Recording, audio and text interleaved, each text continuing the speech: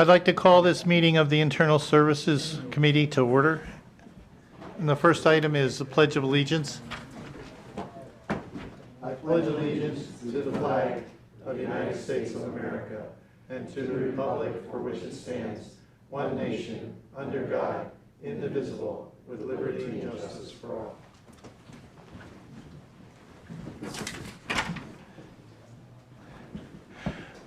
Thank you. I'd like a motion to adopt the agenda. Romano adopts the agenda.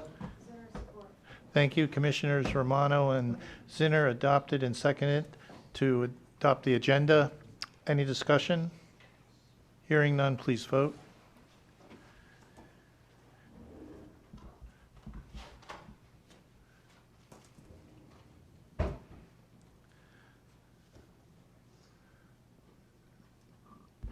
Motion passes 10-0. Thank you. Next item is the approval of minutes for the Internal Services Committee for October 6th. I need a motion to approve. So move, Wallace. Thank you. Commissioners Wallace and Sabatini made the motion and seconded to adopt the minutes for October 6th. Any discussion? Seeing none, please vote.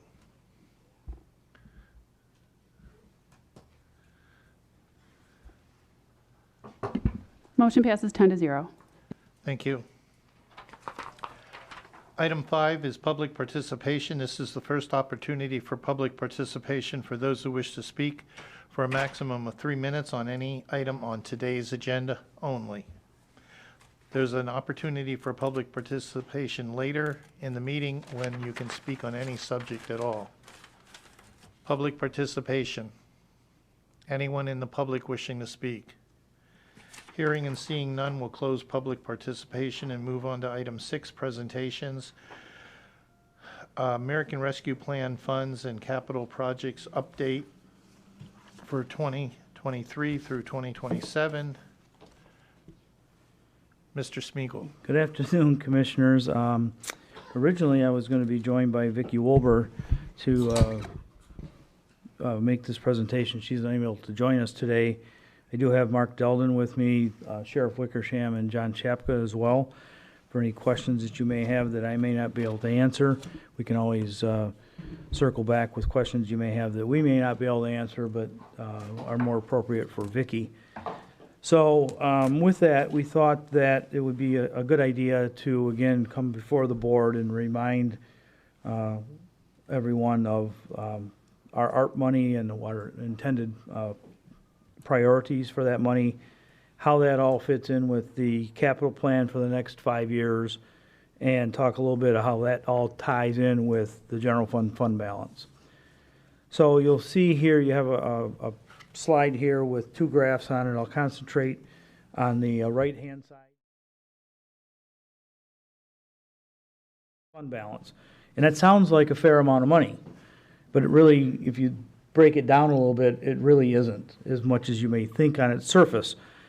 And you'll notice the light blue section of this graph is $59 million that we need to keep in the fund balance to maintain an appropriate or healthy fund balance, I'll call it, in the general fund. So we try to target somewhere between 15 and 20%. I would never want to go below the high end of that range.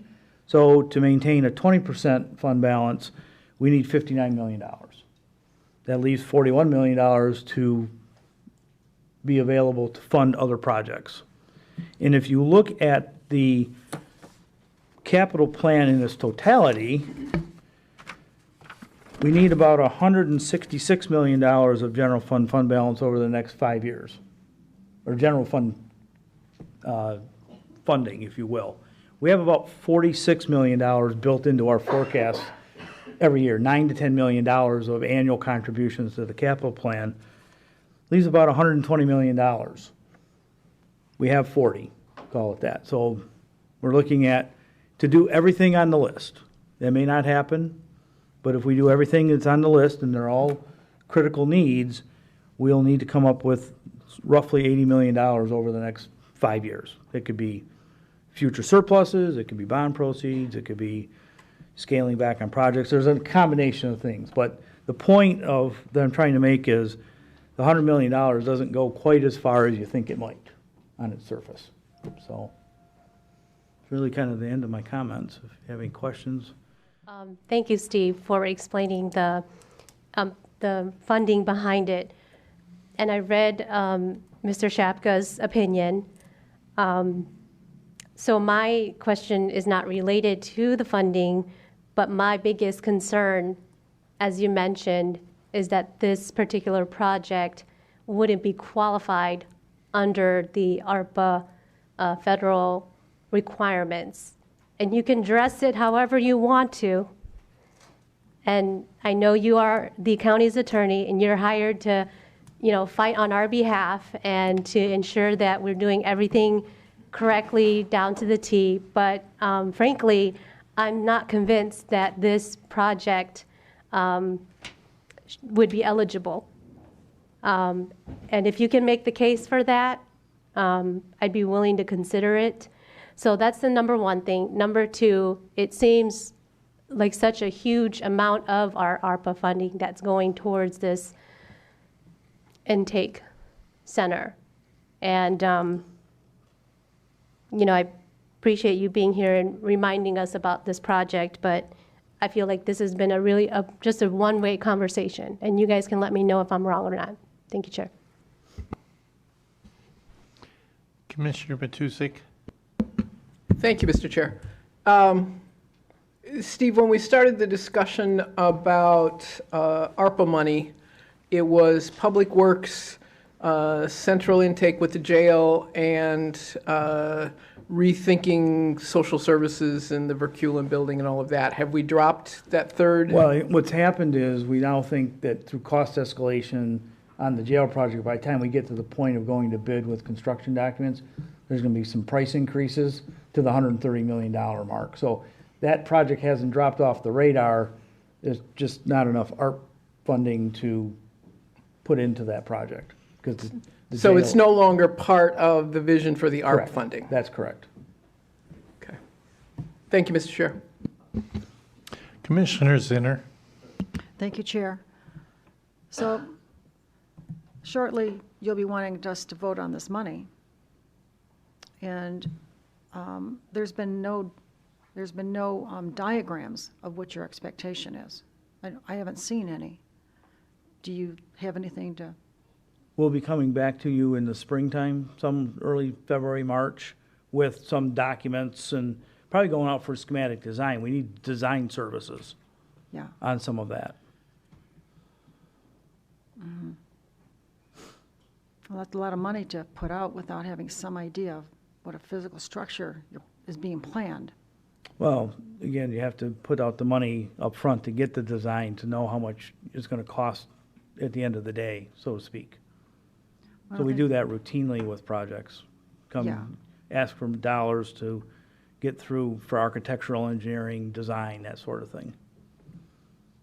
You don't normally have to have all the money up front for that, do you? Not typically, but we have the money in the bank already with the ARPA money. That's the difference here. Yeah. That money's here already. Thank you. Thank you, Chair. Commissioner Kraft.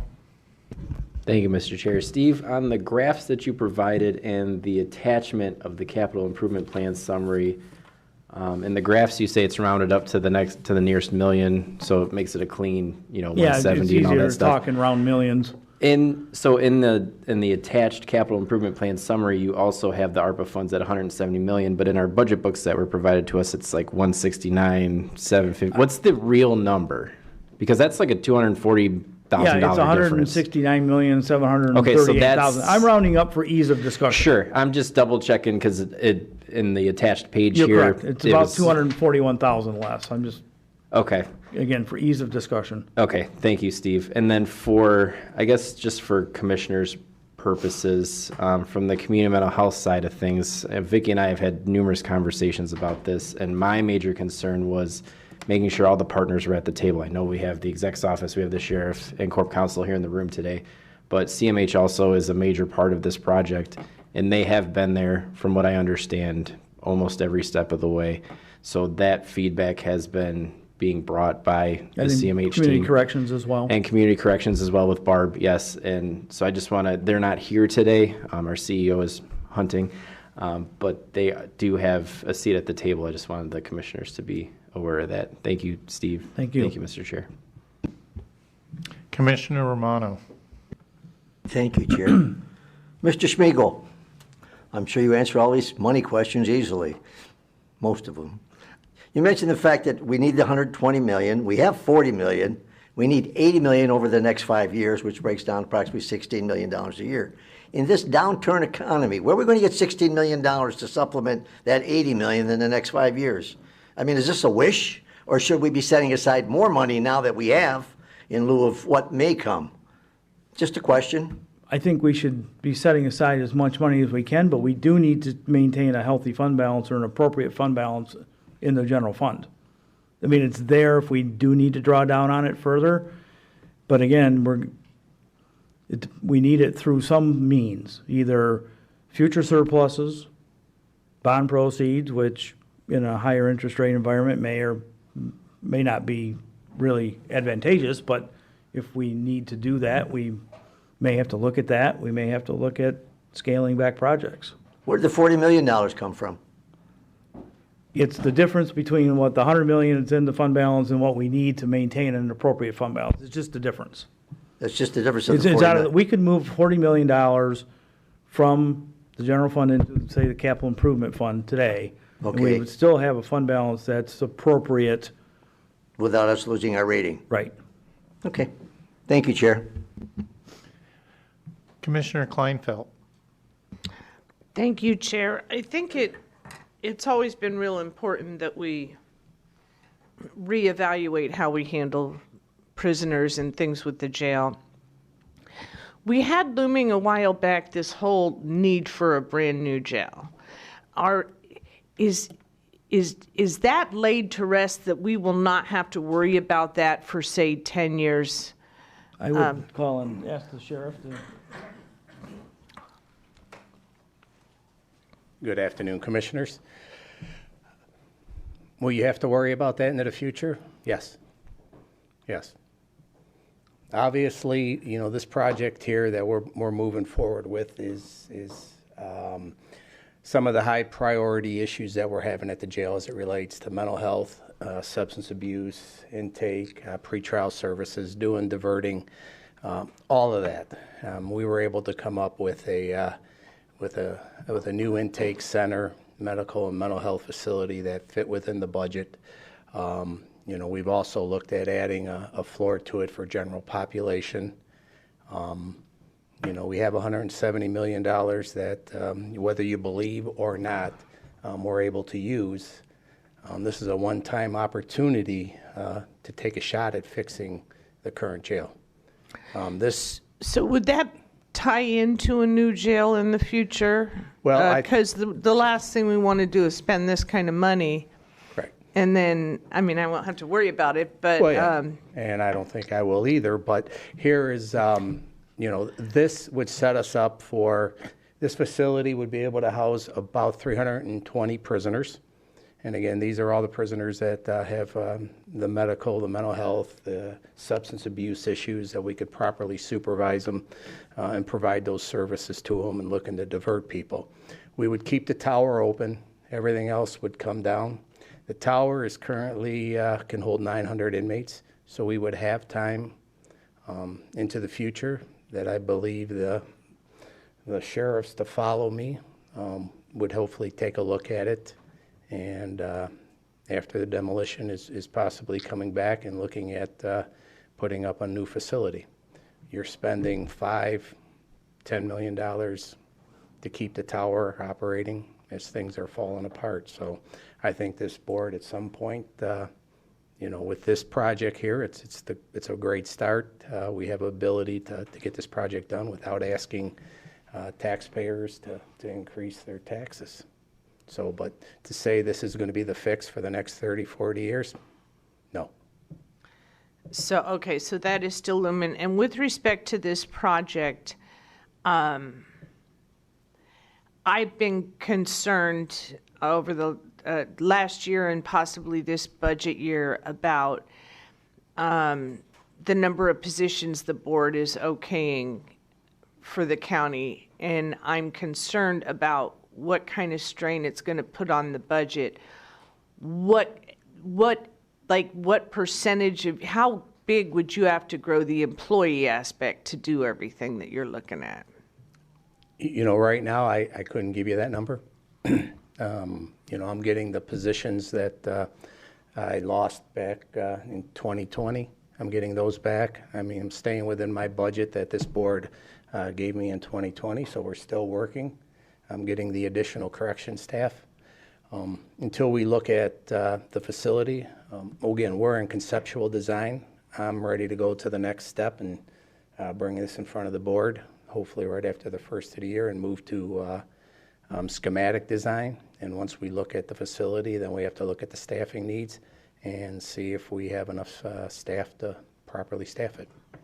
You think it's possible for you to staff it with the staff you have existing? There is a possibility. You have to remember, we're taking down a lot of the older sections. A couple of them are still being staffed 24/7, so you take those positions and put them into the, you know, the new facility. So obviously the tower is all full right now. We're not going to need, you know, the tower's not going to be full because we'll move a lot of those inmates into these specialty beds and this other general pop floor, and we'll be able to take that staff and put them over there. So, I mean, it's right now without getting the approval and moving to the next step. I can't say yes or no. No, and I'm not trying to hinder that. No. It's just, Yeah. I want people to be aware when we're looking at how we spend, that there are some things coming down the road that are going to put a little pressure on the budget. And I know a lot of commissioners have a lot of ideas on things they want to do, and I just want everybody to be aware that there are some budget pressures coming that haven't been a discussion here, really. So, and the jail's a big one. Just because we didn't do it doesn't mean that the problem goes away. Well, exactly. And again, if you look at everything on this list, this capital plan that's in front of you, you know, I'm biased. The jail is number one. Again, I'll be sitting here today. 20 years ago, there was another sheriff in front of the board, you know, asking the same thing. And again, in 15, 20 years, if we don't move towards fixing it, there's going to be another sheriff in front of a board asking you to fix it. So you have an opportunity. So you're committing to sticking around for another 15, 20 years, I think is what I heard you say. I said another sheriff, didn't I? All right. Thank you, Chair. Commissioner Sabatini. Thank you, Chair. Sheriff, I think this is more for Steve. Excellent. Just what you wanted to hear. So I know the board approved a consultant report a while back in regards to starting this process. Did we ever? We never received that report, I don't believe. I don't recall. Should have. It came out in 2019. Yeah. We'll follow up on that, Commissioner. Okay. Well, I'm talking about the one most recently relative to just the intake. I think Partners in Architecture we're going to update what the new design and what your... We did, yeah. I know we did a presentation. I have it on my desktop. I'll make sure you get it. Okay. And we were in here. Again, it was all conceptual. Okay. At that point. So basically,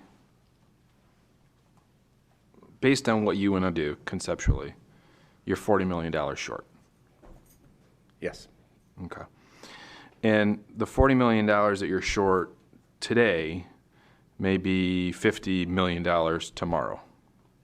Fair? Fair. Okay. So, and we haven't even talked about staff. We haven't gotten to that discussion yet. My question in regards to the Public Works project that's in there for $40 million, has that been bid out, and is that number correct?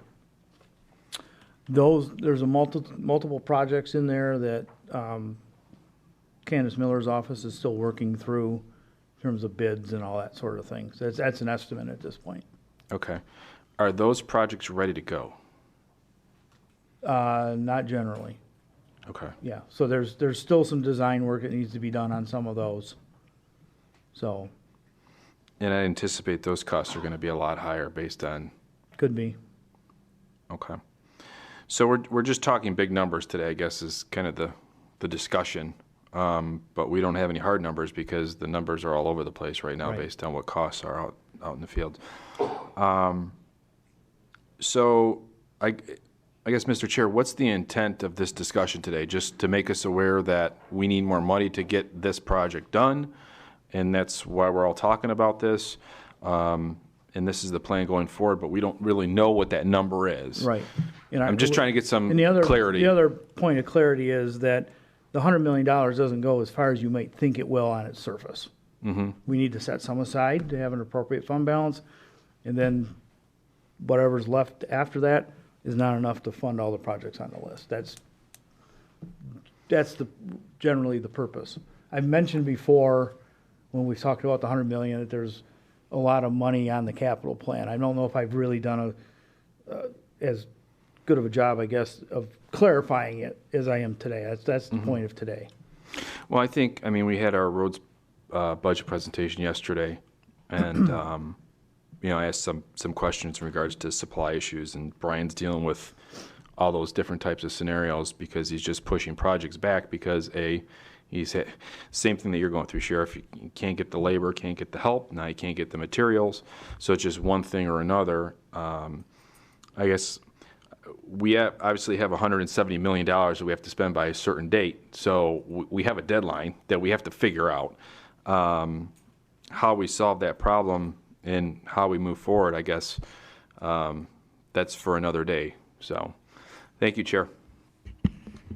You're welcome. And just to clarify, when the presentation's done, I'll be asking for a motion to receive and file. This will not be a motion to pass the full board.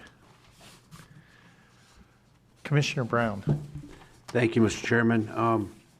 Steve, we received this money from Washington, $170 million. Like we receive other money, we get grant dollars. And when there's a grant that comes into the county, you come to us with a budget amendment to direct it to put it someplace. There was no action like this. This just went straight to the capital fund without asking the board where we wanted to put it.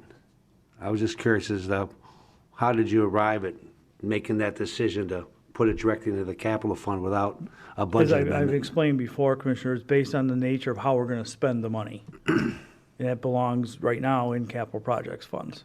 Well, that's your decision, but the board's got to one ultimately decides how we're going to spend the money, right? That's And- when we bring contracts to you for approval for what the administration has identified as priorities. So that, we can't spend the money without contract and Well, I understand all that. purchasing approval. Well, we understand that, but again, the money came into the county like a grant out of the blue, and we normally have a budget amendment to direct it where it goes rather than, than just directly. It's all putting it- based on the nature of the spending of the dollars. Usually with grants, it's a little different spending on programs and things of that nature. This is based on the nature of the spending that's been identified as priorities. It's being accounted for properly. Are there other grant dollars that have come in that go directly to a line item that that we're not asked to direct? I mean, Ernest is in here all the time with money that comes in for various things. He wants to give us a grant amendment to recognize this money that's come in to fund his program. I mean, it may be a finer point, but regardless, it is a procedural thing that's kind of interesting. This is a little different than most grant programs. Well, this is unlike anything we've ever had Right. before. There's never Right. been a precedent like this before. Correct. So we'll set that aside. The discussion about how that money can be used is important. I mean, back when we built the original jail, we got in trouble for some of how we spent the money when we built one of those towers way back before my time. And we got in trouble. So I understand the commissioner's concerns about, is this an eligible expense? We brought Guidehouse in to advise us on things to give us some level of confidence on what was going on and how the money could be spent when the time comes. You've got competent staff that's been doing this a long time, and I guess their experience makes them knowledgeable to give us the feedback. I guess, what's your thoughts about bringing a third party in to help advise and support your staff on giving everyone the clarification and the assurance that what we're doing is right, as well as filing all the reports, which are numerous going forward? Would you think that would be a helpful thing? I think we've set aside some money to possibly bring in folks to help with the administration of the program. I'm not sure at this point that we will need it based on the nature of these programs. I understand the guidelines are very broad, and Right. and I support the jail project, but you know, there may be other questions that come along, and you know, I guess it comes to a confidence of, you know, where do we go for Yeah, I'm highly confident in our capabilities internally to evaluate this project. We've got other projects throughout the country that have been identified that are very similar in nature. Okay. That we've been, we've looked at, evaluated. Vicky's done quite a bit of research on those. Mr. Shapka's issued an opinion as well as. Sure. I listen. I've got confidence in them, but we still hear questions, you know, about, you know, what it is, and so. All right, Mr. Chairman. Thank you, Steve. I appreciate it. Thank you. Commissioner Nard. Thank you, Chair. My question is for Sheriff Wickersham, and forgive me for not calling you. I remember I had met you at one place, and I told you I needed to talk to you. This is what I wanted to ask you about.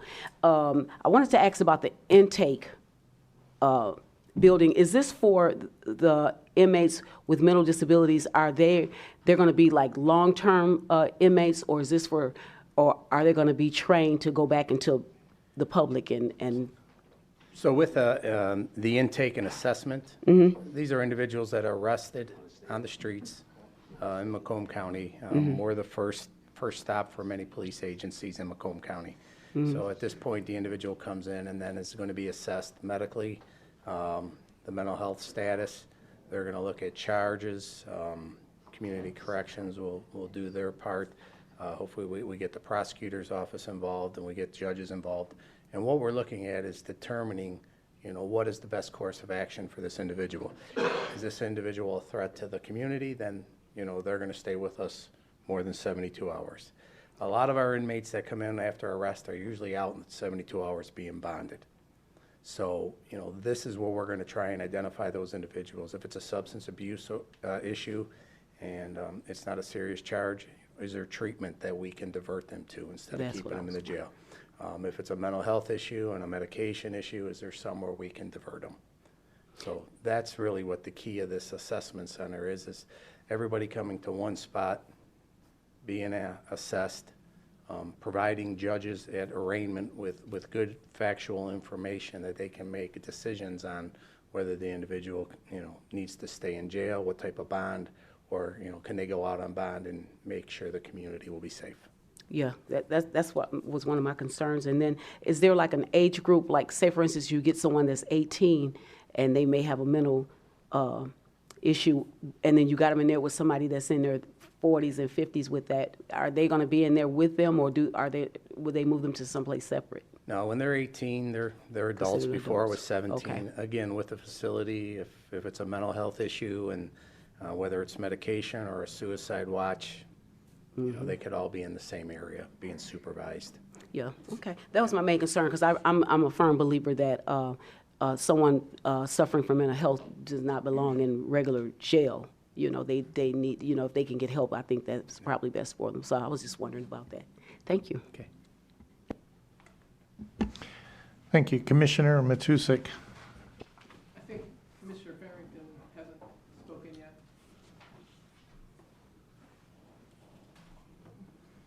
Thank you, Chair. Thank you, Commissioner. Yeah, I guess I love your numbers usually, Steve. I mean, I think you guys do a great job. This time, I have a lot of doubt. I remember 21 months ago, the administration brought in groups of us to go, hey, this is where we want the ARPA money. It was 1/3 the jail intake, 1/3 public works, 1/3 health. Here we are less than 2 years later, and basically the jail is all of it. Because you're doing 130 and saying, okay, 40 is coming out of the general, maybe, maybe not. Because that forces the project at the full 170, whether it's the ARPA money for the other 40 or not. So basically, we're going from three things fairly evenly split. We knew the jail was going to be a little bit more, health was going to be a little less in the initial conversations. And now it's jail for all 170. And both yourself and the sheriff admitted that it's a flip of a coin on whether even those numbers are accurate. And with inflation, I'll say they're probably not. The problem I have with all this is I have zero faith. First time I'll say this in 2 years, zero faith in these numbers. And I'm not voting on this. I don't think I'll be around when you guys do. But I don't see how we could ever approve something until there's something more substantial, maybe cut down in price, something, because something that was supposed to be $40, $50 million less than 2 years ago, now it's going to be 170. I wanted to at least state my opinion on that. Thank you. Commissioner Farrington just touched on the question I had. On your original chart with the two pie charts, on the left-hand pie chart, that 40 million was additional money for the jail project, correct? On the left side, the general fund. Yeah, there was a connotation down there, 40 million intake center? Correct. So that's 40 million of projects, the sheriff alluded to maybe a possible third floor that wouldn't be ARPA eligible. So really, if you look at that pie graph of the general fund, the way I think about it is we need $59 million to maintain an appropriate fund balance, and there's $41 million of available fund balance to fund projects. A big chunk of that could be another renovations to the jail, I'll call. Okay, so as Commissioner Farrington said, if you add that onto the ARPA money, we would essentially be spending $170 million on the jail intake center. On the jail, yes. Yeah, on the jail. Now, a few months ago, when this was all brought to us, it was billed as a jail intake center, and it was my understanding that individuals, I don't know what to call them, they're not convicted yet, suspects. Pretrial detainees or individuals that are sentenced. Boy, that's to a the county mouthful. jail. Pretrial detainees, as they brought to the jail intake center, would be sorted out, if you will, into mental health or jail or whatever is appropriate. No mention was ever made of expanding the cells to increase the capacity of the jail by more than a third. I'm all for the jail intake center, but I'm not so much for increasing the capacity of the jail by a third.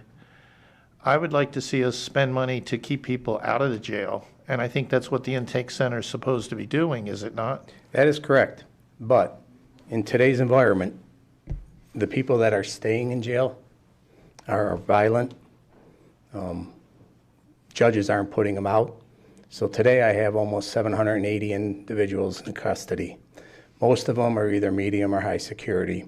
We do have the mental health issues going on. And I would just say this. Some of you, I'll say it again, really what we need to do is build a whole new jail, knock the whole thing down. There's a ton of problems. I'm the guy that's got to testify in depositions all the time. And they look at me and they ask the question, what are you doing to make this a better place? Well, here we are. It's a start. You guys got to think about it, because whether it's me or the next sheriff that's going to come up, Macomb County needs a new jail. And there's a better way of dealing with prisoners. And the next time I testify, again, I'm bringing solutions. We're bringing solutions. And it's not a I'm not trying to come off, because I'm not that way, but man, we need some help. And I know going out to the taxpayers scares each one of you, asking for a millage. So you guys have an opportunity to start with that central intake. Throw on that top floor. Don't get scared of that. That's going to help out in the future, because in the future, that tower is going to have to come down. You're going to have an F&O director and Steve Schmiegel and somebody from the county in front of you probably every month saying, this is falling apart, that's falling apart, and you're going to spend millions and millions of dollars keeping the tower going, when all the experts says that should be demolished. But we're going to make it work. The problems we're having are in the tower. So this is what we need to do. We have an opportunity. You have an opportunity. We, as a collective body, the jail has been a #1 priority here in Macomb County, and nobody likes to talk about it. Nobody wants to spend money on the jail, but everybody wants those people inside the jail to stay inside the jail. So, please think about that. This is what I ask you. Don't worry about, adding another floor, and, you need another floor. This is going to be the footprint for the future.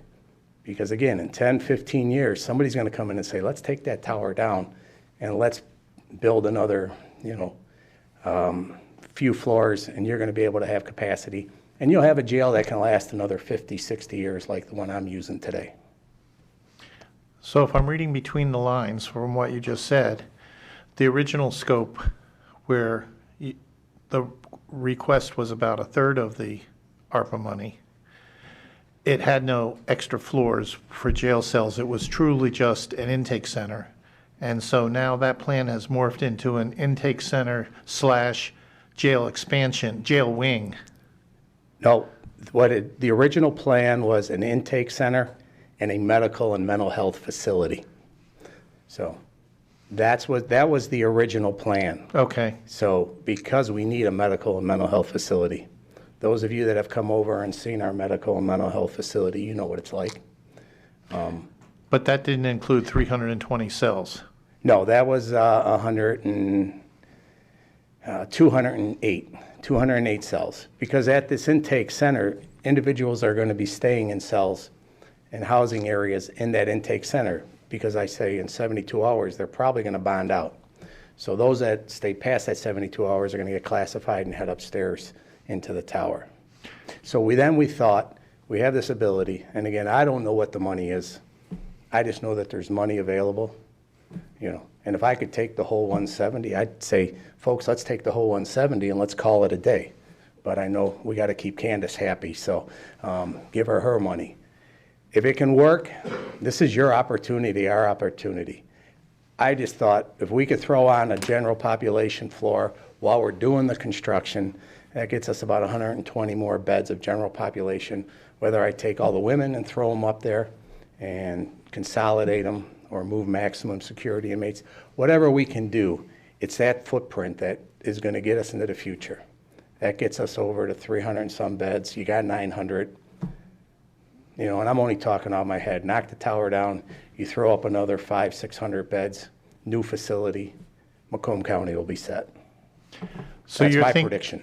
You're thinking additional floors could be added to this wing, and that whole structure would eventually become the jail? Yeah, I don't think you have to build right on top of it, but you're going to have the real estate, because we're knocking the 1950s, 60s, and 70s portions down. The only thing that's going to stay is the tower with this new facility, new addition right next to it. A little off topic, but what would you do with just curiosity, what would you do with all the people, prisoners in the jail while you're knocking it down? They'll all go into the tower. There's 900 beds there. No, when you want to knock the tower down in the future. In the future? Well, that's when you're going to, you would have the real estate to build the new facility before you knock the tower down. Okay. By demolishing, you're going to have the real estate to do it. Thank you. Commissioner Matusik? Thank you, Mr. Chair. Couple of thoughts. Steve, don't go too far. Anything we can do to keep people out of jail beds is a good thing.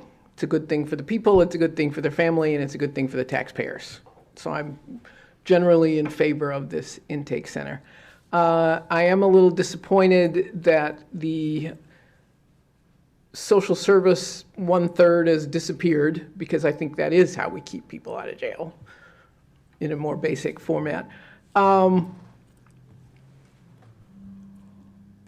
Like a couple of my colleagues, I'm not going to have to vote on this, but I think the funding is sort of shaky here.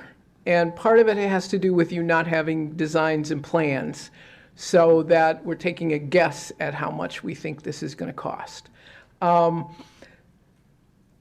That makes me quite nervous. The second part is the frustration that I and certainly some of my colleagues feel from the executive's office, that we only get input on this at the very tail end, as opposed to collaboration at the beginning part, sharing ideas, developing ideas, so that by the time it gets here, these are our ideas as well.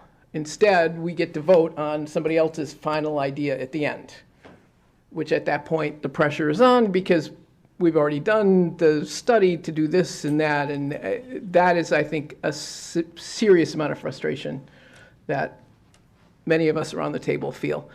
Thirdly is sort of unrelated, but maybe related. The opioid settlement money, can any of that be massaged into ways we can do this program? If we can massage the ARPA money, I'm interested if we could massage the settlement money. And I know we haven't gotten the settlement money yet. So. We don't have it yet, and I don't know the answer to that question. I'll follow up with Vicki. Vicki's more in tune to what we can and cannot use on the opioid money. Yeah, I mean, it seems to me what we're doing is related to the opioid epidemic. I don't believe it can be used for construction costs. I don't know about other equipment, operational costs. Things, yeah, program and services. So yeah. Maybe some operational costs, certainly not construction.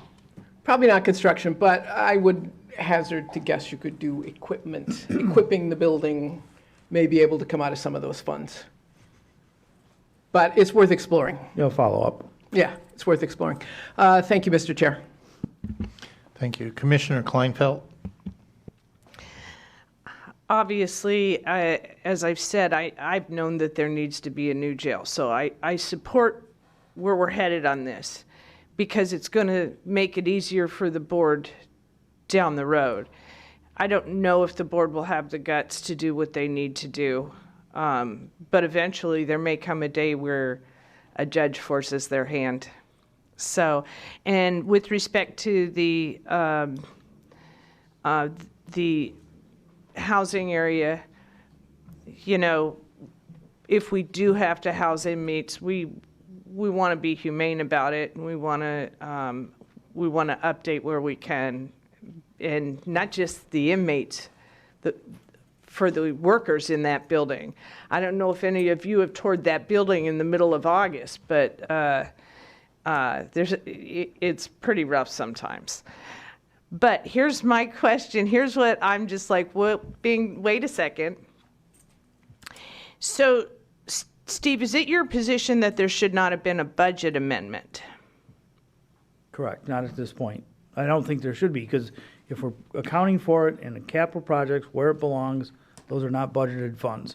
Again, the board has to approve all the spending of the money through contract approvals, purchases. So it's your position that anything that you put directly from an outside source into the capital fund will never need a budget amendment, correct? If it's a capital project, which is highly unusual. Highly unusual. Well, I know, but we're also going to have infrastructure bills, and depending on the way the federal government goes, there's going to be all sorts of things. Years ago when I came on, I found it very interesting. It was the one aspect of the budget that the board didn't approve, because it was the one aspect of the budget that could go wrong with over expenditures. It's also employee pay is a set thing. The needs you need for, supplies and services, and a lot of that is pretty set stuff. This was the one area of the budget that I would personally think that you would approve. Now, I would have approved it, just so you know. I understand the need for this.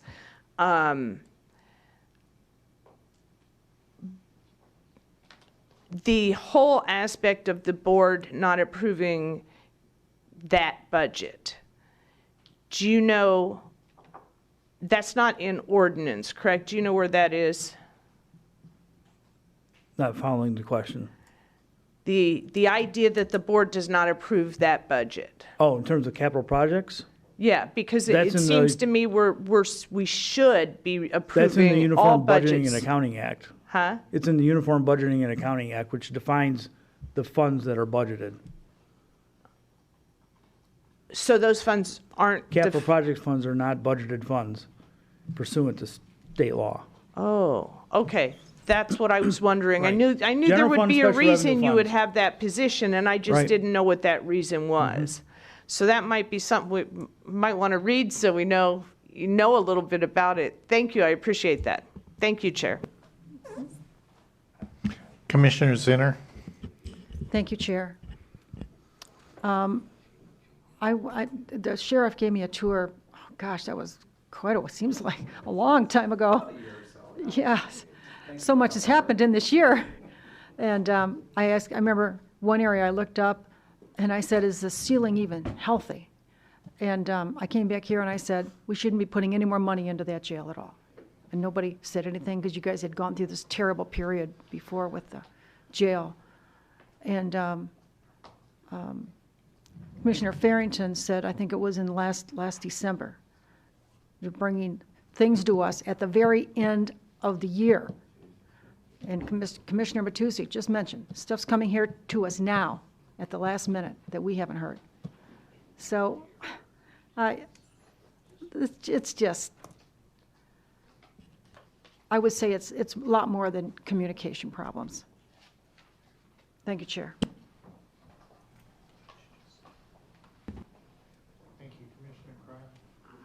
Commissioner Thank you, Kraft. Thank you, Mr. Chair.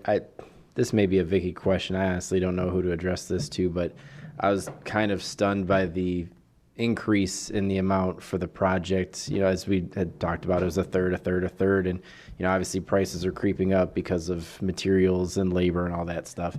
But with the sheriff speaking a little bit more on the project and what it entailed, I can see the increase in that cost. My perception of the idea and the plan was, which was the original plan, was the central intake, the medical, and the mental health. But with the addition of what you're talking about, that dollar amount, while it's high, but it makes a lot more sense to me. When did that start? When did that conversation start to turn with where the project was headed? Probably about 3 or 4 months ago. You know, I was looking at it, and we were looking at the funding that was going to be available. You know, and I think there was even some state funding that still may be in play, not sure. I'm thinking, hey, if we have this opportunity, we're going to get one shot, let's try and do it right. And I did talk at the exec's office, and I said, well, you know, what would be the chance of throwing on, you know, another floor? And so we went back to PIA, said, give me what we originally discussed, and then give me a price for what this additional floor is going to be. Now, what the additional floor is going to be, I'm like, you're kidding me.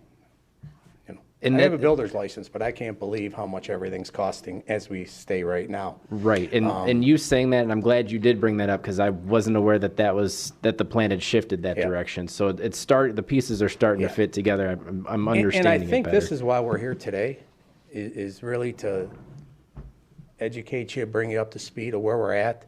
You know, I know we've got this 170 million, and again, I know it's going to be a battle, and I think if we can do the right thing. So, you know, we're not asking for anything yet. We're just trying to educate each one of you of where we're at, where the project has gone, you know, and why we should do that. Sure.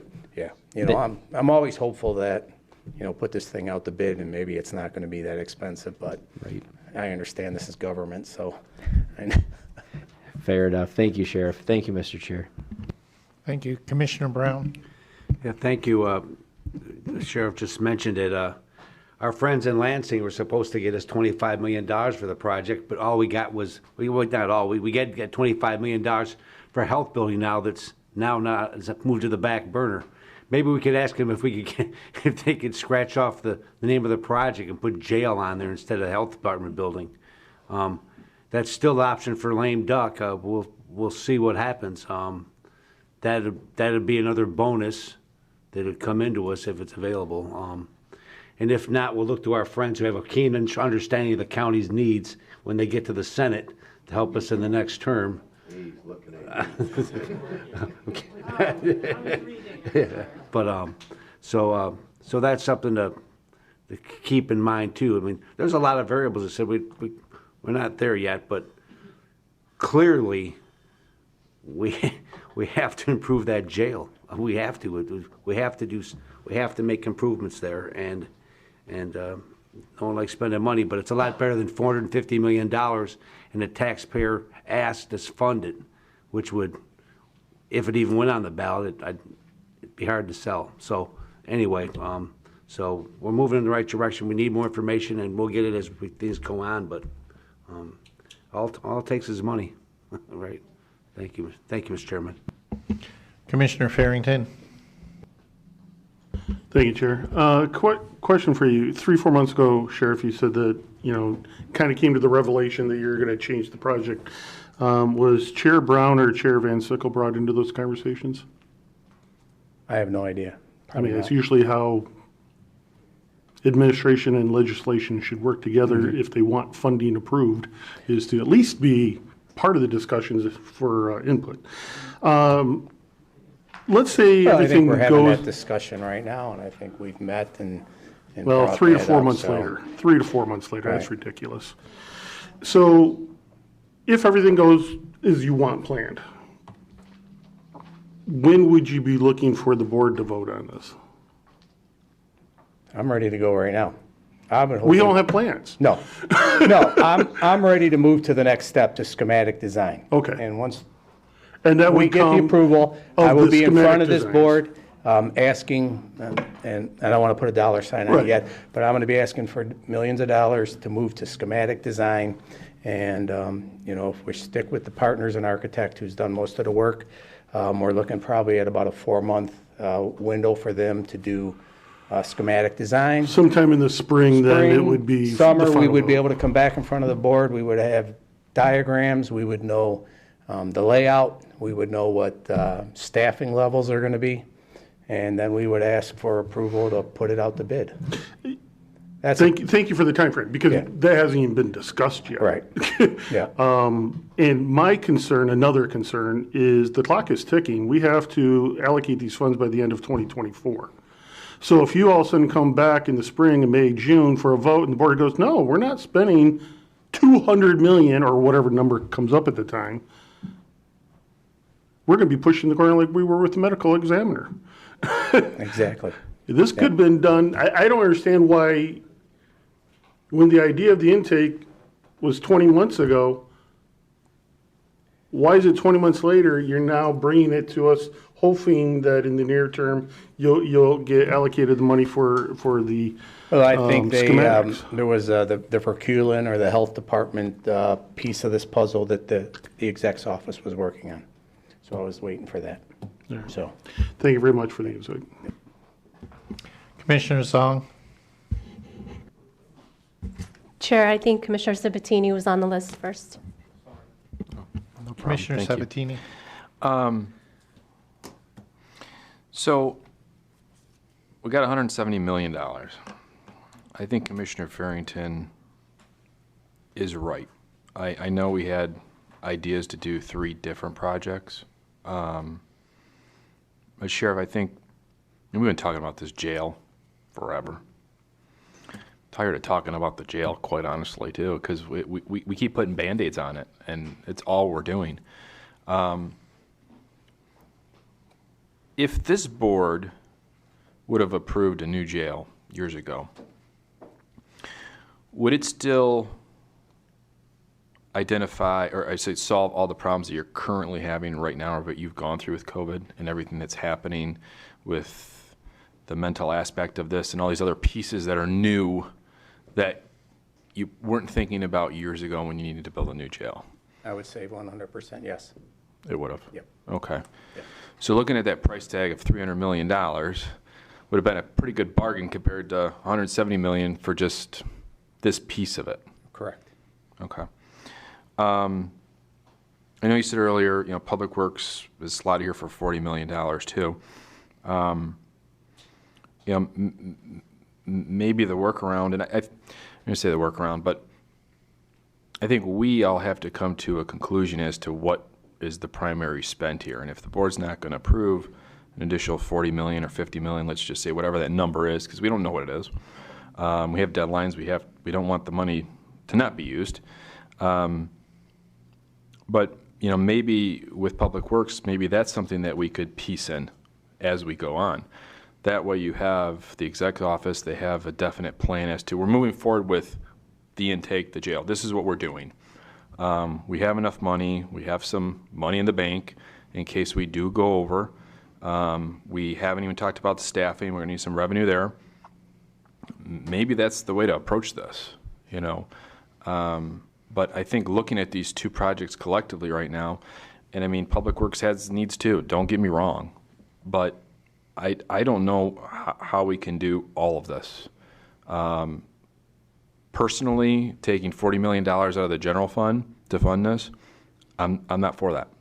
Tell you right now, I'm a no. So I think if this is the way that we're going, this is the direction, and we can do it at that price tag, then that's the solution to the problem.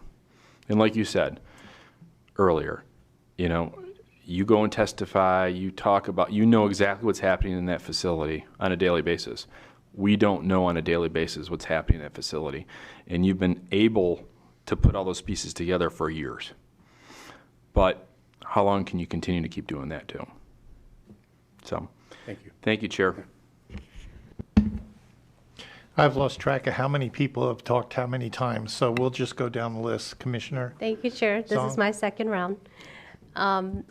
So, Anthony, I'm really confused why you, in the one hand, would support this project when you said that you've got 780 inmates right now who are too violent to release. So what makes this intake center so special that it would prevent you from having, being able to release these people when they're violent? Sure, but there are still people coming in that are arrested.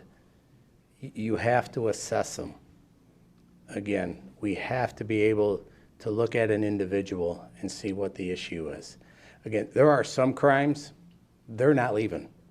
The crimes that some individuals commit, whether it's because they're on drugs or because they have mental health issues, they're never going to go back out into society. A judge is not going to take the chance on them. There are individuals that have issues that would be better suited in some type of treatment facility. So, yes, there's 700 and some people currently in the jail. Most of them are violent, belong in jail. The ones that are out, judges are looking at it.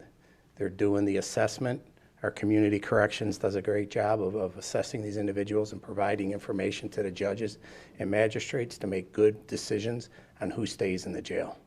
This facility is needed. This facility is what the rest of the country is doing. So I feel like the more we talk about this, the more this just seems like an extension of the jail, which I just go back to, the eligibility of the ARPA funds. I'm also tired of talking about the jail. When the recommended budget was released by the administration, I know Commissioner Matuzik said that, us having $100 million of a general fund balance was excessive. But now, to be clear, we're considering taking $40 million on top of the 130 ARPA funds for this project. So I just wonder, if that $40 million, to echo Commissioner Sabatini, could be spent in other ways to improve the jail outside of this project. But I'd really like to talk more about the issues that are near and dear to me. And I know that the jail is to you, and maybe it's because Vicky's not here, so we're not hearing that part of her conversation. But I'd really like to talk about how we could support childcare. I have 4 children. Food, because inflation's not going away. Affordable housing and education. Those are things that I think we should be spending our ARPA funds on, and not this intake jail, in addition to us transferring in $40 million of our general fund. So it would be a no for me too. But I would welcome you to the table and tell us how we can Absolutely, I would love fund to this. be included in those conversations. Thank you, Sheriff. Yeah. Thank you, Chair. Look forward to hearing that. Commissioner Kleinfeld. I just want to set the record straight on something. The board did approve it. It was a knockdown, drag-out fight, but the board did approve it to move forward. I have the hit pieces to show it. Anybody who lives in my district knows that. You said you know that, Joe. We did approve it, and then COVID hit. Yeah.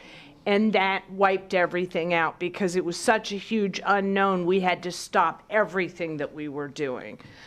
So I just wanted to clarify the record on that. It was Excellent. hard to get there, but we did get there. Thank you.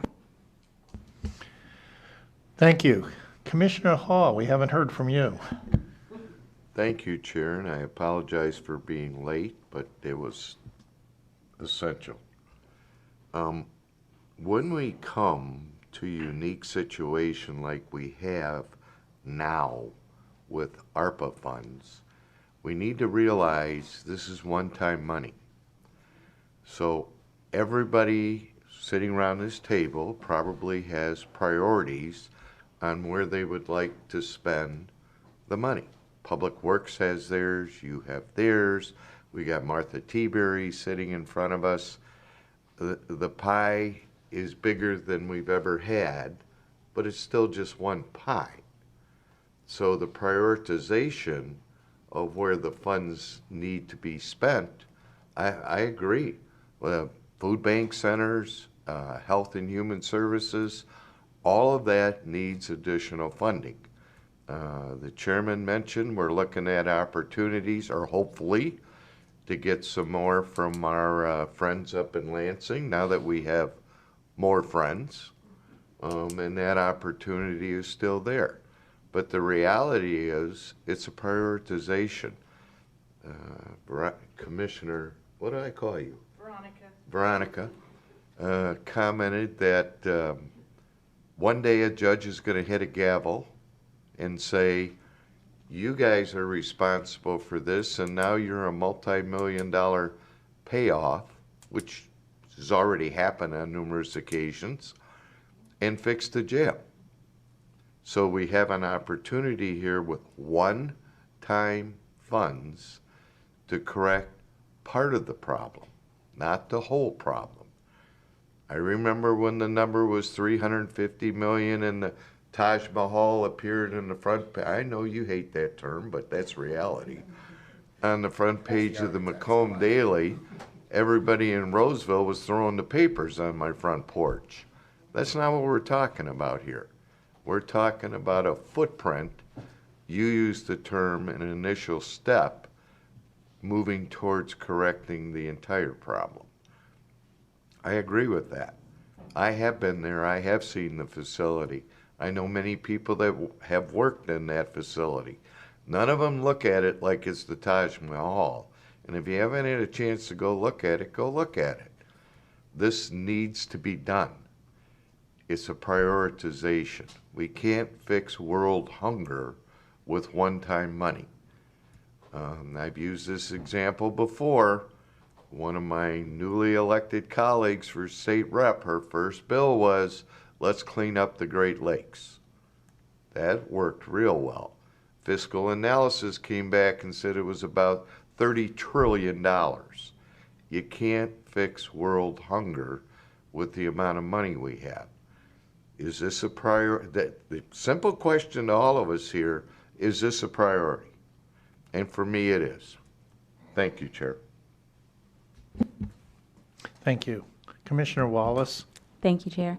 I agree with a lot of the commissioners in their comments and concerns, especially with Commissioner Farrington was saying about just the communication and the fact that the change, the direction changed amongst you all months ago. I think a lot of this discussion could have been avoided if our chair was included, and that way we would have all been included, and it wouldn't be a surprise at this point. We could have asked our questions, they could have been resolved, and we could be moving forward. There are a lot of things that we all are very passionate about. I would love to go toe-to-toe with anybody about the amount of money that Martha T. Berry needs and should have. I will save that for another day. But I do think that the intake center is needed. I have always felt strongly about this. The fact that someone goes into jail and they are not processed, they're not understood, they are not mentally capable of being in a cell with someone more dangerous than them. And they may only be there a day or two, but it will affect them on a mental level that we may not understand. And they can't take that. So I think having an intake center will reduce this. It will help. And it, like you said, it's the footprint, the beginning of what we need in Macomb County in our jails. I mean, we can go back and forth about what you think we need, what we think is needed, but in front of us is one of the options that we can move forward on. I definitely don't like the idea of all of the money coming from general fund, so I do agree with Commissioner Sabatini on that. But I think that we are at a place now where we have had this discussion. I mean, everyone has talked so many times now, and we can begin to move forward. So that's my 2 cents. Thank you, Chair. Thank you. Commissioner Romano. I guess I'm the only one that haven't spoken. Let me put it in the dollar amounts. In August, I had a quote to put a small deck on the back of my home. It was $8,700. As of Saturday, when the guy came out, because we were going to start work, there was a little slight inflation clause in there. I'm now up to $13,500. You want to wait, guys? We can wait. That money that he's asking for now, I guarantee you, it's going to probably double. Well, I don't know why we're fooling around with this. It's needed. The money's there. Let's utilize it. Thank you, Chair. Commissioner Matusik. Just one final comment. I actually spent the last year speaking at senior groups, speaking at community groups, and the question always came up, what's the county doing with this money? And I would describe the 3 things we were doing, although now it turns out we're only doing 2. But I have to tell you, this is going to be an unpopular thing to say. A millage or bond or whatever it is for the intake center would be a very popular thing. So many families have been hit by issues of drugs and mental health issues. Every senior group I spoke to about this, when I explained it, they were like, oh, absolutely, that makes totally perfectly good sense. We shouldn't be throwing those people in jail. We should be helping them find treatment. Nobody wants to do that, I understand, but I'm here to tell you, having spent a year talking about this to community groups and senior citizens, they would support that. Thank you, Mr. Chair. Not the whole jail, but the intake part. Thank you. I want to echo a couple of my associates' feelings. I think we should have been included months ago in the discussion, as opposed to just trying to back us into a corner in the getting toward the last minute, because as Commissioner Farrington pointed out, it takes a while for these projects to go through. The other thing is I'd like to know, I understand about the spending of money in the capital fund. I'd like to understand under what mechanism the decision was made to put the money in the capital fund. I understand you put it in the capital fund because you chose to spend it on capital projects, but under what authority was that decision made to allocate it in that manner? We were following what I would say are generally accepted accounting principles and practices based on the nature of the spending, based on what we were prioritizing. And who chose the nature of the spending? The administration. I had identified these as priorities. Okay, so I guess I'm asking, under what authority does the administration get to choose how the money's spent? And maybe I should know this, but I don't. Under what authority? Categorically, Well, they we get to choose. administer all the funds that come into the county, so that's, I mean, I would say we can prioritize the money, the grant money that we get. The administration has that ability. Possibly, I'll have to look into that. Anyways, seeing no other speakers, I'd like a motion to receive and file. Thank you. Commissioner Nard, supported by Commissioner Wallace, made a motion to receive and file. Please vote.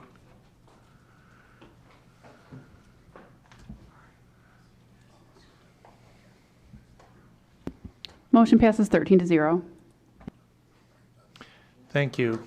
Move on to 7A, Department Recommendations, Agreements with Information Technology Maintenance Agreements for first quarter for $1,677,300.37. Thank you. Thank you. Commissioner Kraft, supported by Commissioner Romano, made a motion to move this 7A to full board. Thank you. Okay, good afternoon, Commissioners. My name's Sandy Wilson. I'm the Deputy Director of IT. Jaco is unavailable right now. So I'm presenting the 14 maintenance items that we can currently bring you, I guess every month we bring you a subset of those. So this is for the terms that are provided for the first quarter of next year. As we mentioned, it's the $1,677,337 for 23, and there are 14 items. I can just start going through them, or is there specific questions? Okay. Let's wait for questions. Commissioner Hall? Thank you, Chair. I believe I just heard you say this is for the first quarter and there's 14 items. Correct. We get these maintenance agreements throughout the course of the year. I know last time you were here, you got off totally unscathed. That was my co-partner, but yes. Yeah, oh, okay. Is there a number that's budgeted for the whole year on all maintenance agreements? Absolutely. And how much is that? Unfortunately, I don't have the 23 budget, so I can follow up on that, but like for 21, it was 5.5 million. And we know it's higher. Yes. Right. Okay, thank you very much. Thank you, Chair. Seeing no other speakers, please vote. Chair, I do have a quick question. Sorry, I apologize. latecomer, Commissioner Sabatini. Apologize. Just quick. No, I don't. In regards to all these agreements, are these for all departments across the county, or are there specific agreements that are for specific departments that is on this list? Well, the agreements, some agreements are for specific departments because only those departments would use some of these products. Some are enterprise-wide. I'm going to throw out a number of maybe 90%, if not more, are all managed by IT just to make sure we are compliant and things are being paid. Okay. Could we get the items that are not enterprise-wide from this list? From this list, I believe, as I'm looking through the details that were provided, it does identify the departments that use them. It does. Okay, so we would have to go into each one of these files to determine which department it's for? For these particular 14, yes. The summary doesn't have the departments specifically. I see it in some of the categories, like the first Acela, you'll see Public Works, Environmental Health, but I don't necessarily see that on all of them. Okay. Is there a spreadsheet that you maintain that you would know? Our maintenance system would have that detail in it. Could we get a copy of that? Mm-hmm. Thank you, Chair. Thank you. Now, seeing no other speakers, please vote.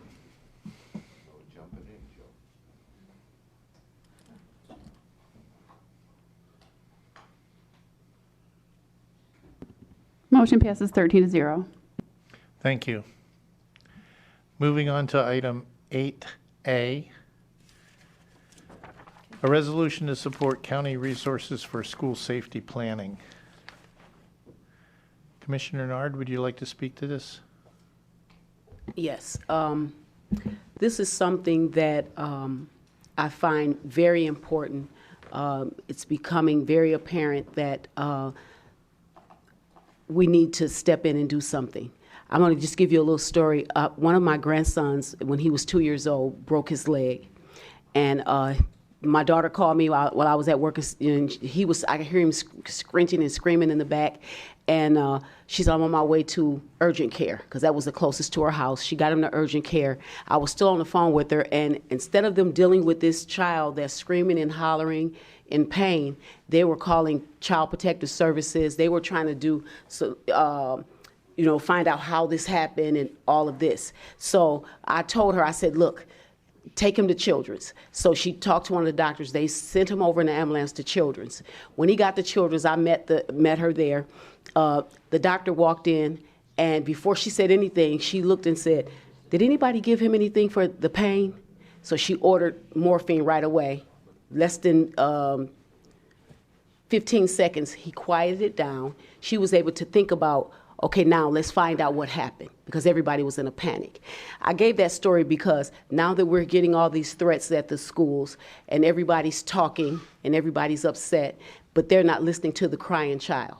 Okay, so I'm looking at this resolution as a shot of morphine, if you will, to the problem. Let's quiet all down. This is going to take care of the parents and the students knowing that we're going to do something, that we're working together as a community, as elected leaders, to do something about their problem. Okay, so now they can stop crying, and now we can all get at the table and talk about what we need to do to prevent this. Because I am very upset that I didn't know that they even had any kind of plan for something like this. And I've spoken with someone from the intermediate school district, and they do have a plan. It's a quiet plan, they said. And but I have grandchildren in these schools, and they said no one has ever talked to them about what to do when something like this happens. But they say they have a plan, so I will be looking further into that. But this is something that I want to do, and I want to bring us together. I don't want to point fingers at anybody. It's nobody's fault. I don't even want to point fingers at the parents, because a lot of this stuff is coming from when COVID hit. These kids were left home alone. They were left to study on their own, to do whatever they wanted to do, while the parents some of them still had to go to work. I know my kids did. They worked in the medical field, so they had to go take care of their clients. And now we're faced with this mental thing going on. We're faced with Facebook challenges or these TikTok challenges that these kids are doing, and we're asking what's going on, what's happening. So now what we're going to do, what I hope this would do, is to quiet that down and have us say, okay, we have a problem. We're looking at it. We're going to support the school system or whoever we need to talk to the kids, and the kids need to know that they're safe. My granddaughter did not go to school today. I couldn't talk her into it, but my grandson, he did go. He said, I know what to do. I'll just call you. I'll jump out one of the windows. He brave. But she was like, no, she didn't want to have to deal with that. That should never happen. Kids should never have to miss a day of education in order to be safe. They need to be able to have face-to-face. We know that that's important, because that year and a half that those kids were out of school, a lot of them did not make it to the next grade, even though they got pushed to the next grade. But I'm talking to educators where these kids, some of them can't read, they can't comprehend, they don't recognize the letters, especially those kindergartners. So they missed out on a lot of things, and I just don't want kids to start missing out on what's so important, which is education. From we're the second largest county in Michigan.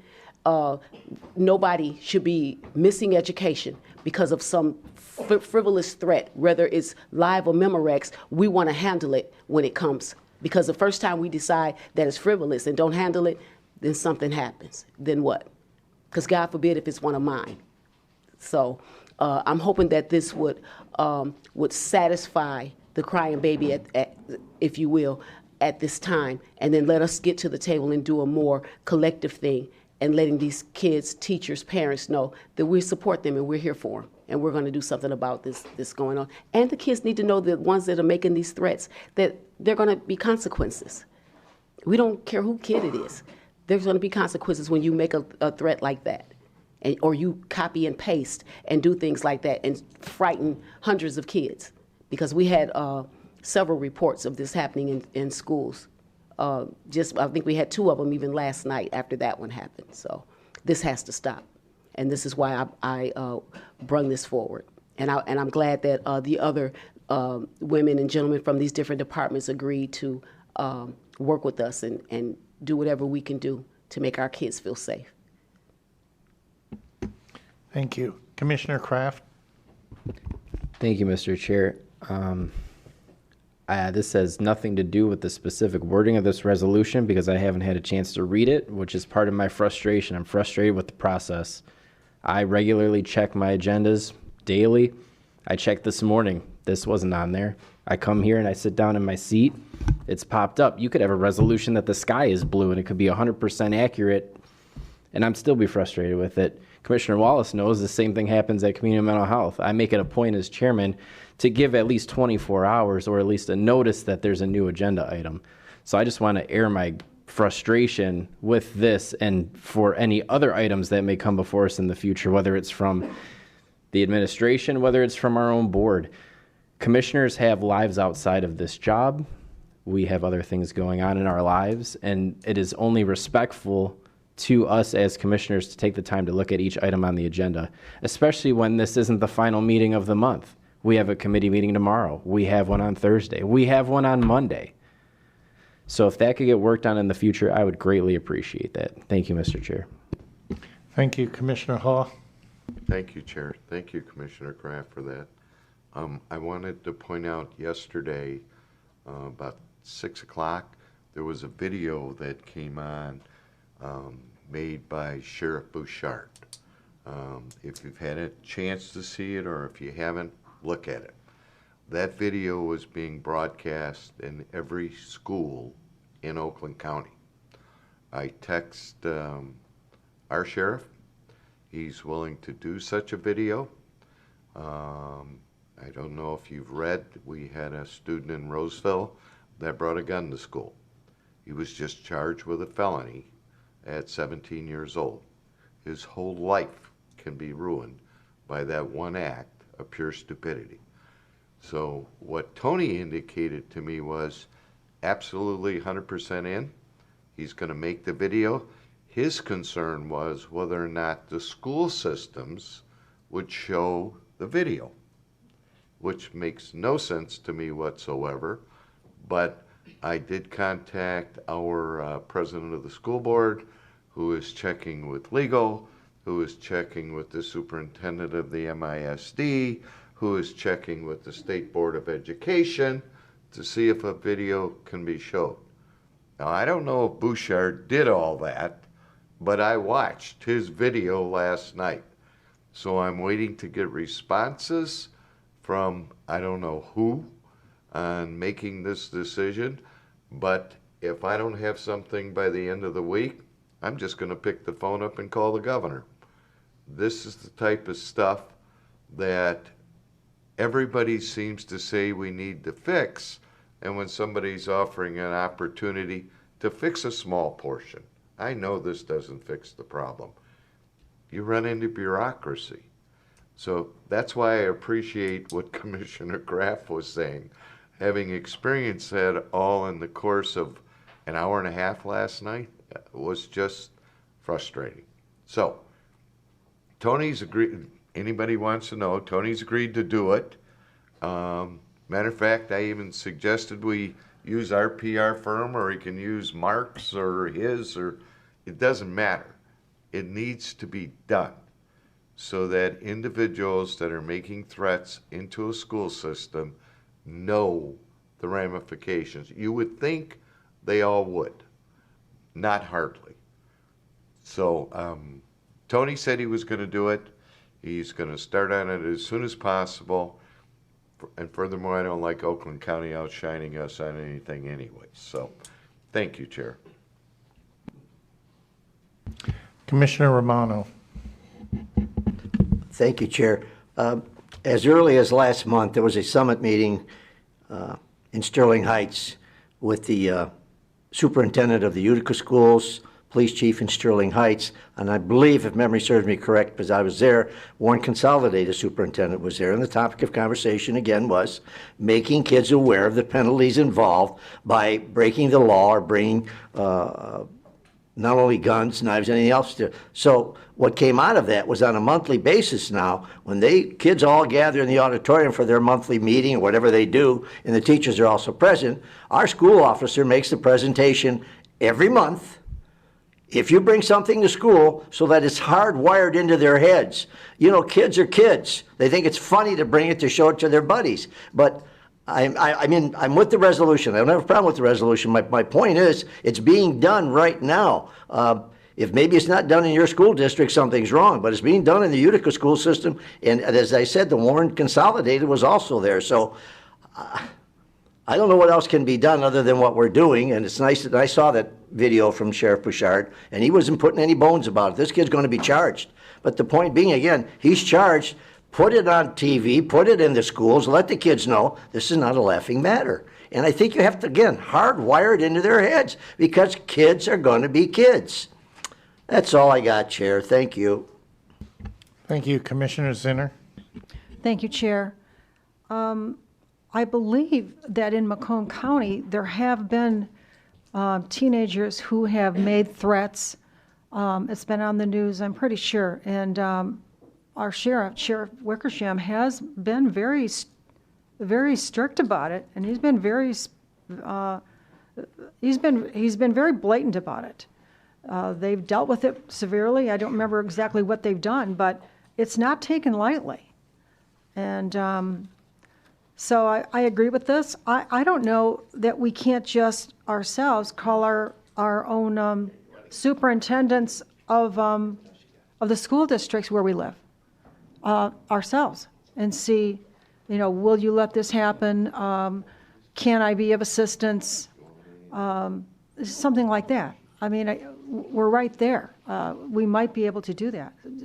People might even know some of the superintendents or the president of the board, of the school board, whatever. I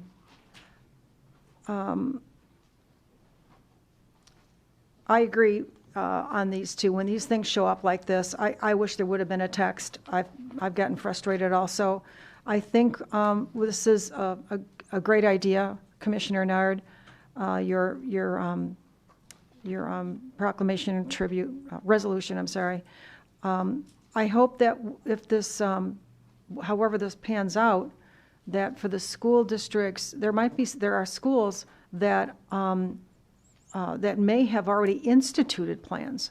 There are probably many schools that have instituted plans. I don't understand if it was a teacher or a principal, whoever you talked to, that said they had nothing. In this day and time, I do not understand that at all. I can't understand that. Somebody should be answerable for that.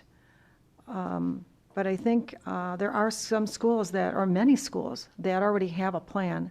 I know our government here is putting together something so that we can make sure that there's a general plan. So if the police need to come, that it's a basic secure situation, and they can be implemented also if necessary.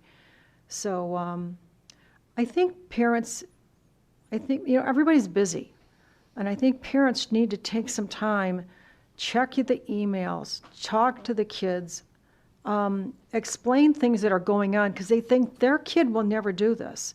And most kids are not going to do this. Or talk to them about their friends or whatever.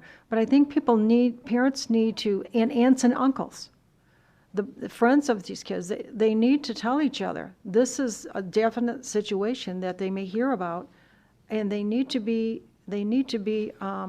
go to their parents or to someone to let them know about this situation. And that child with the phone call yesterday that you talked about, that child maybe is having a problem. Is taking it way too far. I'm not making light of it. I'm just saying, we just need to care about each other. Everybody needs to care about the person next to them, wherever we are. And we need to get back to just caring about each other. Thank you, Chair. Commissioner Kleinfeld. Thank you, Chair. So there's a lot going on with this resolution, and I have just had a chance to glance over it right now. number one, we do have to remember we are a different governmental unit. And we do need to do things in a way that we are not stepping into another governmental unit and attempting to do their job. So one of the things that stuck out at me is some of these whereas are actually now therefore be it resolves. So instead of saying the board believes that the board supports development and implementation of a school safety plan, and then in the therefore be it resolved, we're saying we would fund it. We're putting a whole bunch of we're going to do this in the whereas. So it makes it so when you read it, you're not sure what exactly we're saying we're going to do and what exactly we're not saying we're going to do. So that would need to be a little bit clearer for me. The other one is the BOC finds it acceptable and warranted for the county to consider incorporating a portion or all of the OK to Say student safety program in partnership with the state of Michigan. Incorporating it into what? Incorporating it into the school districts, because we don't run the school districts. Incorporating it into, what are we incorporating it into?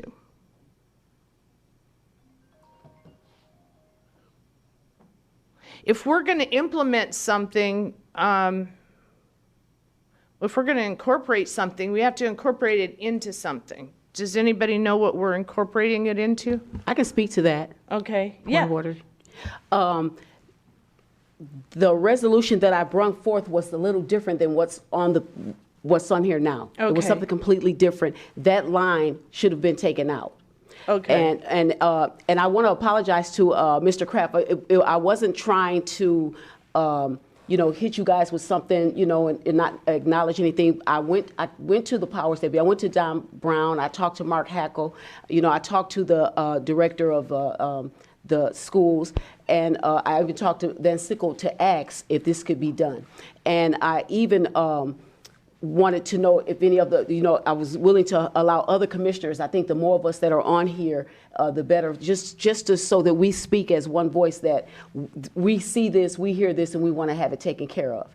So that part was on there because it was going to be something else. But some other people that was involved didn't want to do that because we don't want to overreach into somebody else's department. So we just didn't take that line, didn't get taken out. I didn't get a chance to look at the second draft before I came here today. I was running a little late.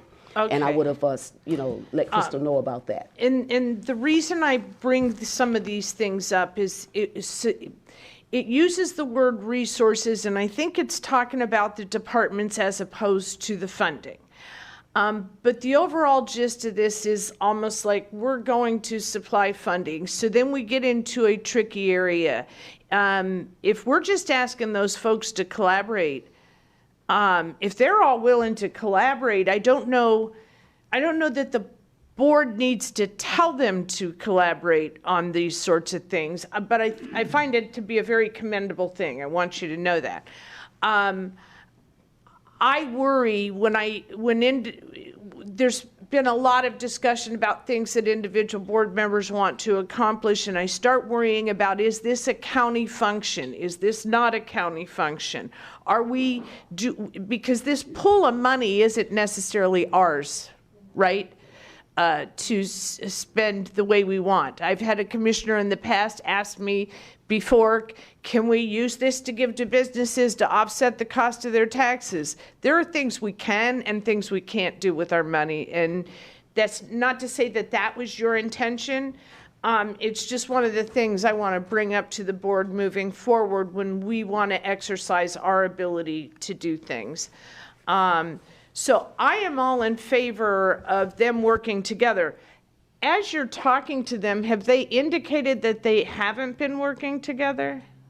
Well, what they indicated to me was they've been talking with staff. So the staff has been meeting, I guess they have quarterly meetings or something. But my concern is speaking to the children and letting these kids know that they are safe.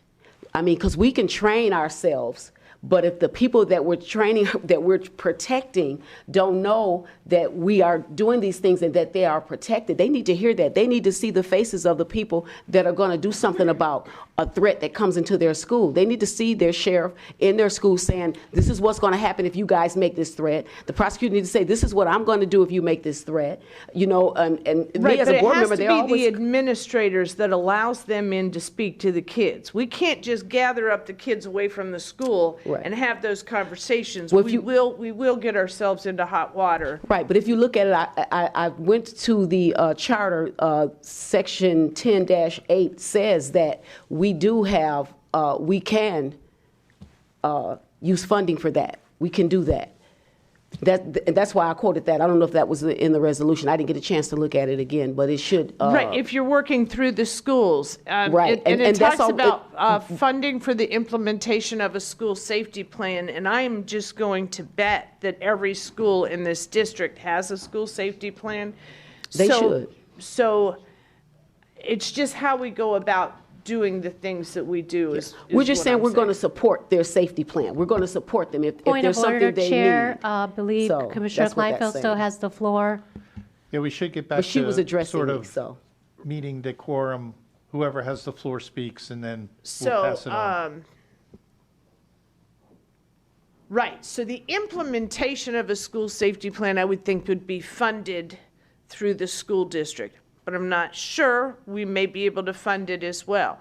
But when I hear resources here, I'm thinking it's department, it's not asking to spend more money. And if we approve something like this, and it is saying we're making a commitment to spend more money, and we're encouraging all of the school districts to take advantage of these resources, we would need to set what those resources are. We would have everybody coming and saying, give me money.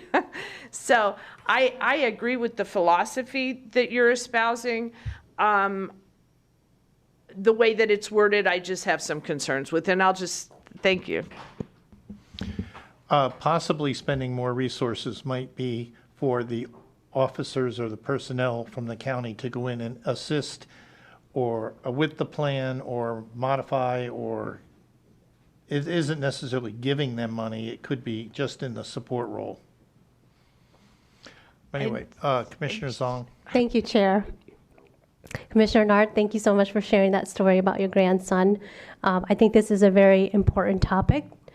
Given that we didn't see this added this morning, I would like to suggest that perhaps we not forward this to full board. We still have another month to look at it and to really craft it to where it's a little bit more consistent. Because when I saw the attachment, the title is creating school safety task force, but this is a resolution to support county resources to assist in school safety planning.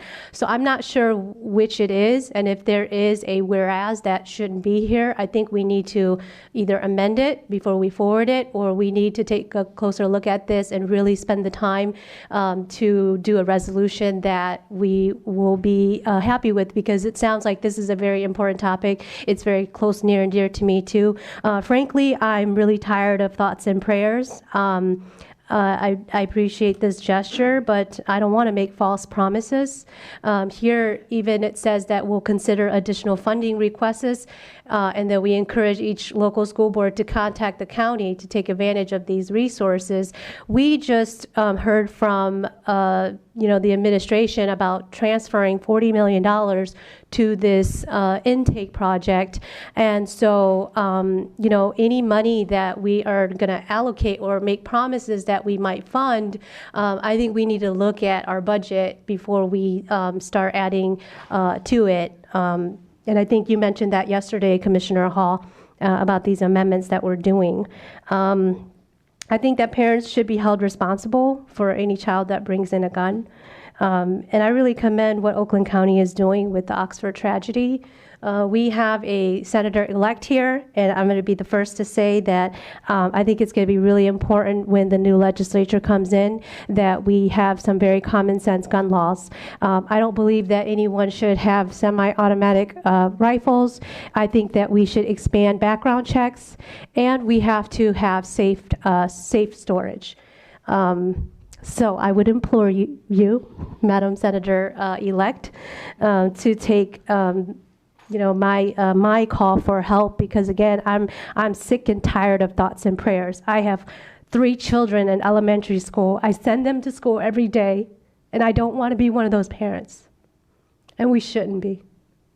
So this is very near and dear to me. I think we need to take time to really put together a resolution that goes beyond the gesture and the meaningful, and really figure out what it is we can do as a board.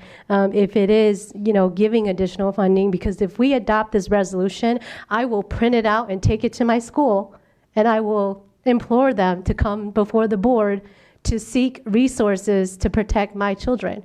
So that's what it means to me.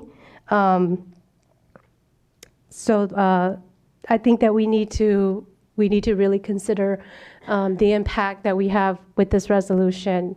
I appreciate the gesture, but I think we need to take a look at it, really take a look at it and see what we can do. Thank you, Chair. Commissioner Wallace. Thank you, Chair. I completely agree with Commissioner Song. I think we definitely need some time to really look at this and dive into it, because it definitely is an important topic and one that we should all be able to print out and take to our local schools and stand behind.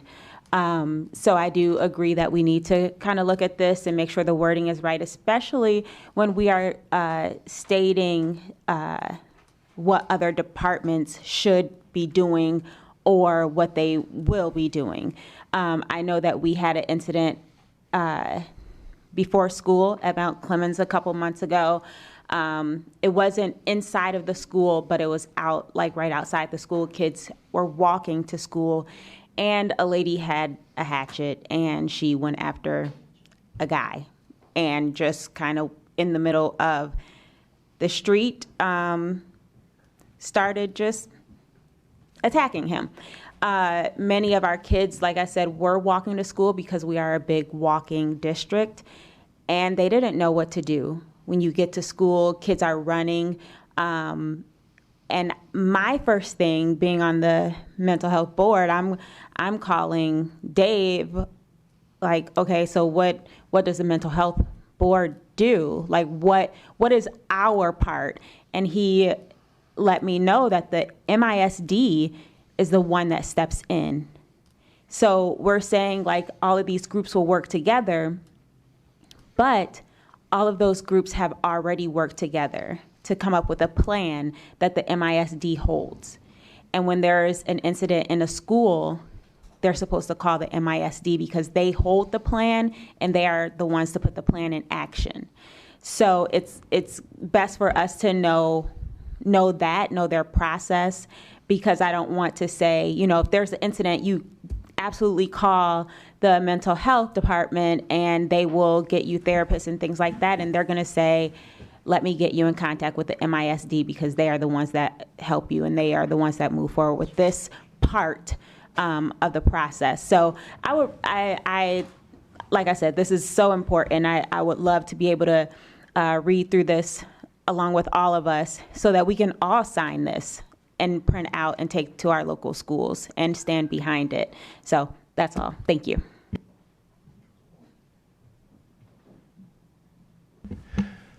Thank you. We're going to wrap this up pretty soon here.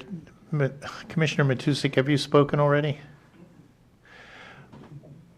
We'll have Commissioner Matusik speak, and then I'm going to ask for a motion to take this under, I don't know exactly how to word it, to take this under advisement and to table it and to have all the commissioners submit their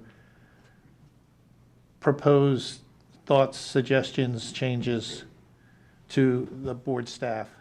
Chair, just I would let her speak if she's asked to speak. If there's only one other person's name on there, I would let them speak at the end. That's all. Thank you. Okay. We'll end with Commissioner Nard after Commissioner Matusik then. Thank you, Mr. Chair. I'm hearing a couple of different things, and I think it would help us sort out this resolution. We had our emergency manager come with his budget presentation last week, the week before, they all run together, who talked very specifically about the county working with the ISD to prepare emergency management plans. We questioned him a lot about that. He is deeply involved with the ISD. The ISD is directed by the state to have emergency plans. Schools have emergency plans. Teachers run drills in every classroom in the same way they run fire drills. They're mandated to do that. That part, I think, exists and is functioning. What I heard Commissioner Nard talk about is the other part of that, which is talking to parents and students, that's the part that's missing in this equation. The emergency plans exist. The practice exists. We know how to lock down a school. We know how to keep people out of classrooms. What we don't do a good job with, I'm pretty sure, is talking to parents and talking to students, which is an interesting quandary when you're having active shooter drills in a classroom of third graders. I don't think that makes them feel secure.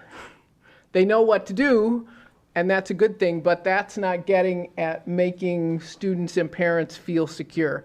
So I think if we look at this, if you all look at this resolution and recraft it in a way that gets at less about coming up with plans and getting people to work together and whatever, but offering our resources, not monetary resources, people resources, information resources of a county to work with figuring out how to work with parents and students in conjunction with the schools and the ISD, that may get at what I heard Commissioner Nard being concerned about.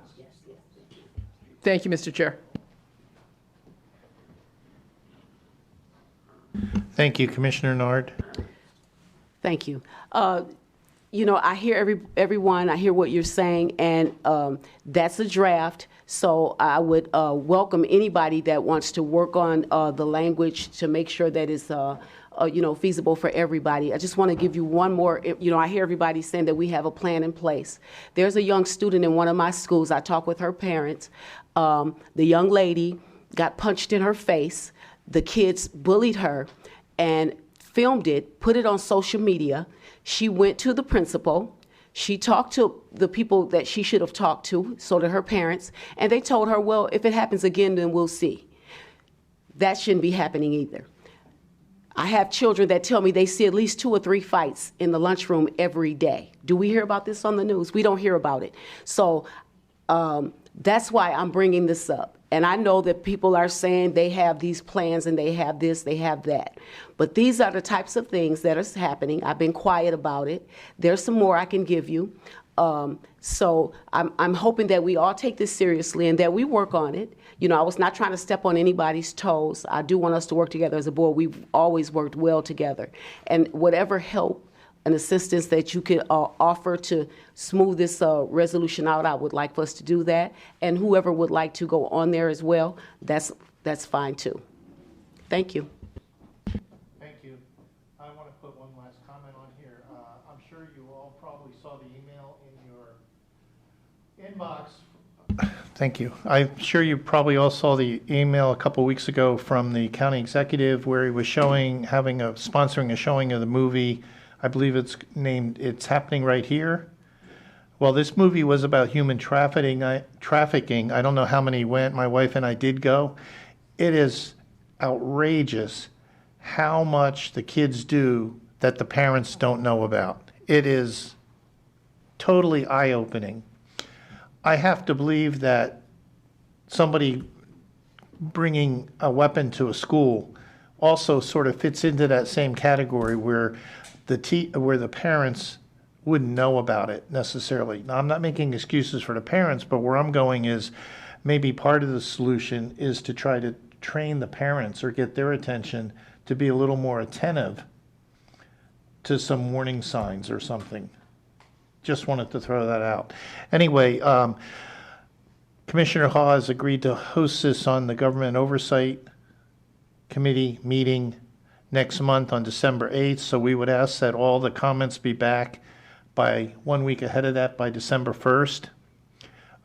You all have the proposed resolution in your in the agenda here, so I would like to have a motion. Do we need a motion to move it to then? So I'd like a motion to put this resolution on the Government Oversight Committee meeting next month. So moved by Nara. Thank you. I'll support. Thank you. Commissioner Nard made the motion, supported by Commissioner Haw, to move this school safety resolution to the Government Oversight Committee meeting December 8th. All in favor, please vote.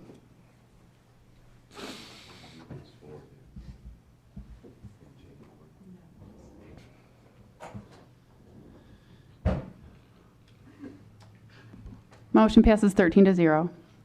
Thank you. Public participation, going once, for lack of any public, going twice and 3 times. Public participation is closed. Commissioner comments?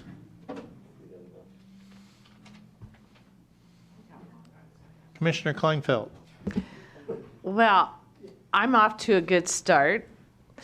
I went to Lansing yesterday for orientation, and I don't think you should be able to do this. It's my opinion that this is wrong. I drove to Lansing without my car keys. Use the broom. You get...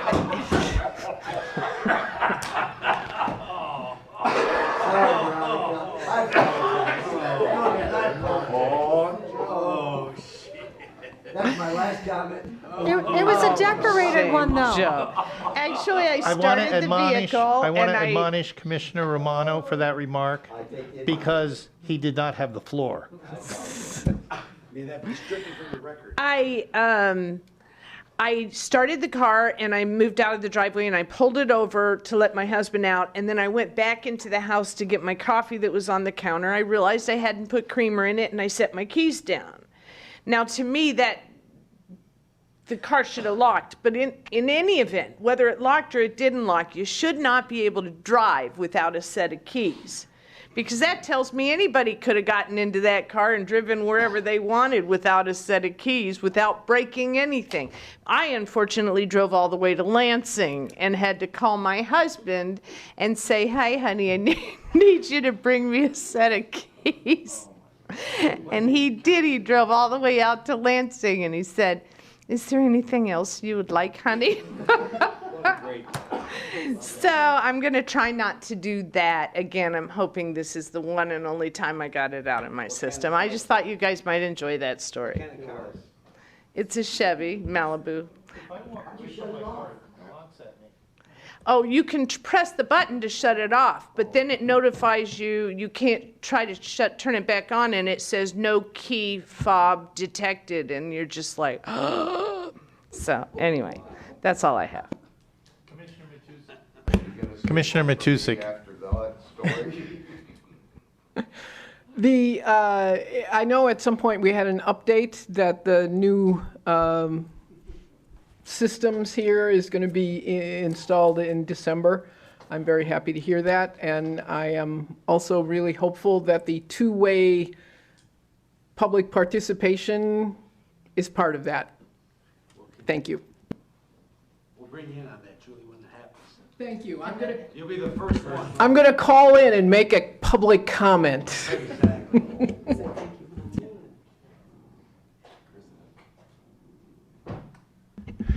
Seeing no other speakers. Motion to adjourn. Thank you.